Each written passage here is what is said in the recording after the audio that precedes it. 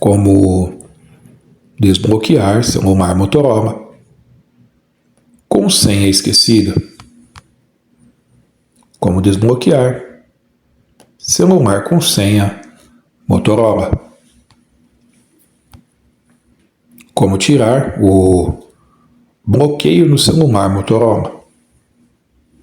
Para tirar o bloqueio de tela de um celular Motorola, você pode usar os ajustes do sistema se souber a senha ou realizar uma formatação por botões, caso tenha esquecido o código.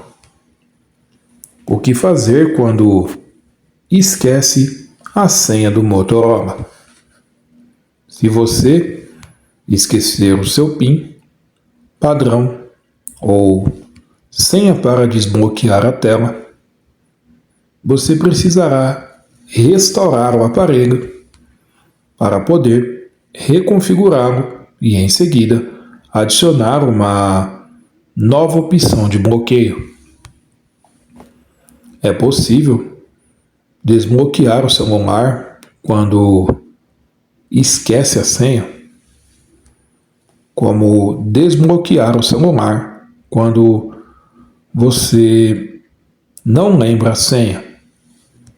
Acesse o site do Find My Device em um navegador e faça login com sua conta Google. Escolha o dispositivo correto na lista exibida. Clique em Apagar dispositivo. Confirme a ação para iniciar a restauração completa.